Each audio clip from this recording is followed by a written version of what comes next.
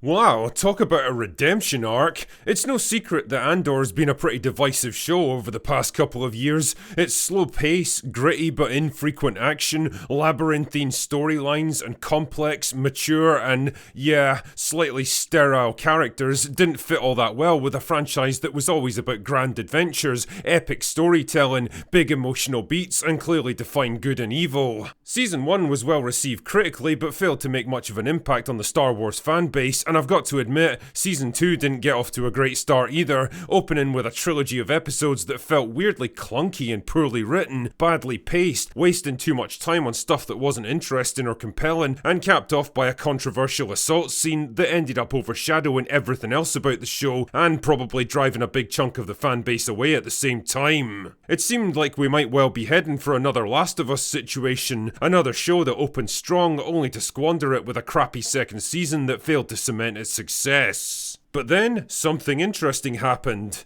Andor got good. What? What the fuck? Episodes 4, 5, and 6 really began to move the plot along, bringing together all the wandering storylines that felt so disjointed at the start of the season, gradually ramping up the pace and the stakes and the tension. The show was building up to something big and we knew it. Suddenly I was getting invested again. I was eager to see where the story was going next, and I began to feel like we were in good hands once again. Then we got last week's episodes. Proceed.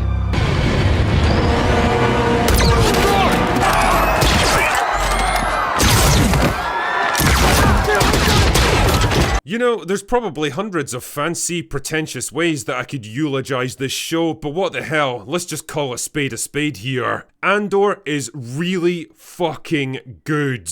And I don't mean slightly better than the usual bottom of the barrel Disney Star Wars slop kind of good. I mean sitting on the edge of your seat in complete silence, knowing you're watching the sort of TV event that only comes along once every few years kind of good.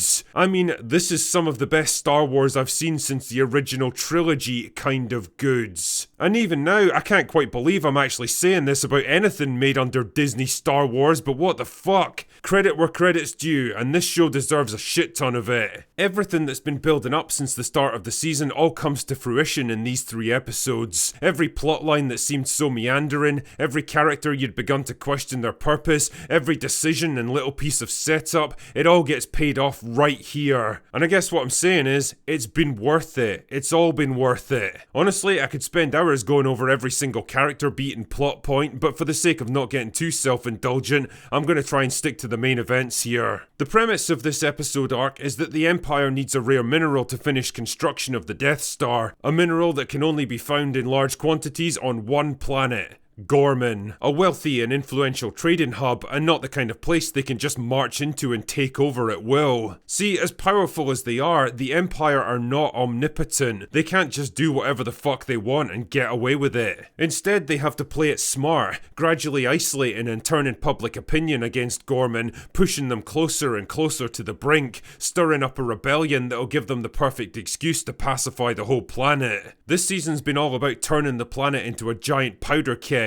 All it takes is one spark to ignite it. And that spark finally comes in episode 8, where all the major storylines and characters converge on the central square in Gorman. Honestly, if you want a textbook example of how to marry complex manipulation with slow building tension, pathos, character drama, impending doom and epic tragedy, then I don't think you could do any better than this episode's. I'm so fucking happy this episode got made. I'm so glad they didn't compromise or dumb it down or sanitize it. This is exactly the way it needed to be. And god damn, it makes for good viewing. Watching the Imperial forces methodically slot each building block into place, the propaganda manipulation, the quiet deployment of military forces, the barely disguised provocation of the locals, the convenient opening they make to let them into the central square, and the false flag operation they have on standby, you realise the cold, calculating, ruthlessly efficient machine that's at work here. This isn't the cartoonish clown show from the sequel trilogy or some pretentious pretentious moron's idea of an intellectual supervillain. This is the real face of evil. The monster in the shadows that swallows you up by degrees, that takes just a little bit more each time without anyone realizing where it's all leading, that sets the trap knowing you're eventually going to walk into it, that's more powerful, more intelligent, more cunning than you, the one that wins because it convinces everyone else that it's doing the right thing. And nowhere is that brought home more powerfully than this scene, where Cyril, a willing pawn of the Empire throughout the whole show, always convinced he's on the right side of history, finally realizes that he's being played, that it was all a big lie. How long have you known about all this? How long? We can discuss this later. Holy shit, man. Nowhere else in Disney Star Wars would they even think of allowing a scene like this to happen. You tell me it's a rumor, and I will throw you out that window.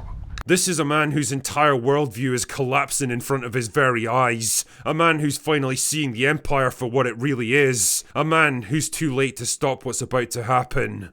Needless to say, the Empire gets exactly what they wanted. They get their massacre, and they're able to spin it into the propaganda victory that they need to take over the whole planet. I can't emphasize enough how much work this show has done to make the Empire a credible threat again. They're not cartoonishly evil for the sake of being evil, but they are ruthless, intelligent, highly organized, and brutally efficient at pursuing their aims. And you can absolutely see how and why they were able to take control of an entire galaxy. But as it turns out, they're not the only ones who use the Gorman massacre to their advantage. The rebellion also gamble everything to get the word out on what's really happening there, sacrificing their last shred of political influence to light the spark of revolution throughout the entire galaxy. It is a fascinating culmination of multiple storylines that have been building up all season, and in some cases since the beginning of the show itself, but just as important, it's also an absolute emotional roller coaster that's going to leave you feeling exhausted by the ends. I'm not kidding when I say that these episodes made me feel things about a Star Wars project that I haven't felt in 20 years, which is saying a lot for a Scottish guy in his 40s who doesn't experience normal human emotion anymore. And it's pretty interesting now to look back on all the criticism of Andor being too clinical, too intellectualized, too sterile for people to get invested in. Shit man, some of it even came from me, and although I 100% stand by what I said at the time,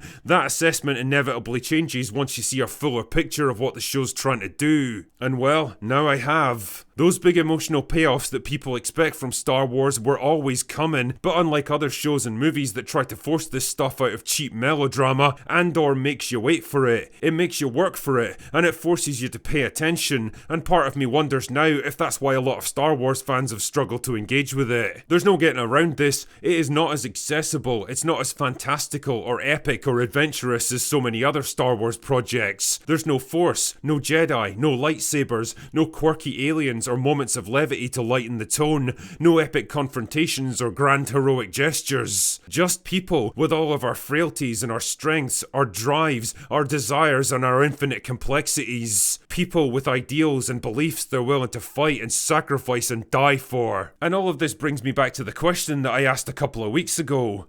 What even is Star Wars now? What does it mean to be a Star Wars story? Do you want the cheap and easy dopamine hit of seeing a bunch of stuff you recognise paraded across the screen like the greatest hits of some tired old band that lost their creative spark decades ago? Or do you want something more challenging, complex and mature that takes the setting and the world that you remember and asks, how would this actually work if it was for real? I'm asking this because the answers aren't as easy or obvious as you might think. Like it or not, there's a kind of magical bubble, a mystique around classic Star Wars that's only solidifying the more the original trilogy fades into the mists of time. Or maybe I should say, what this franchise has come to symbolise in people's minds. And the more time that passes, the more shitty projects that explode from Lucasfilm's shattered rectum, the more difficult it becomes for people to accept ideas outside of that bubble. Instead, it becomes easier to segregate real Star Wars into some safe, secure, untouchable comfort zone that nobody can ever mess with, and anything made since about 2005 into some shitty, barely acknowledged piece of fanfiction. Something that might carry the Star Wars name, but is no more connected to it than an unlicensed bootleg sequel. And therein lies the problem, because if we set such a narrow path for what Star Wars is allowed to be now, then we lose any chance for it to grow or mature or experiment as a brand. We end up ignoring extremely well-made stories that have more effort, time and passion put into them than a dozen seasons of key-jangling Dave Filoni slop.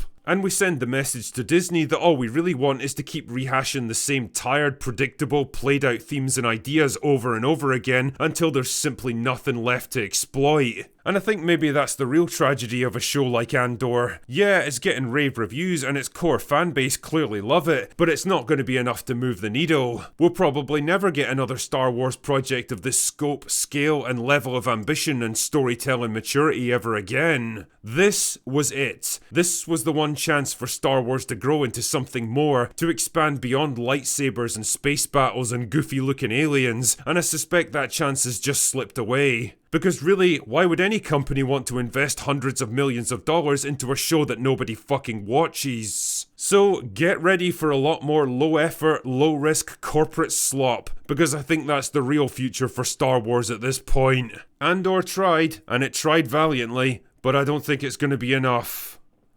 Anyway, that's all I've got for today. Go away now.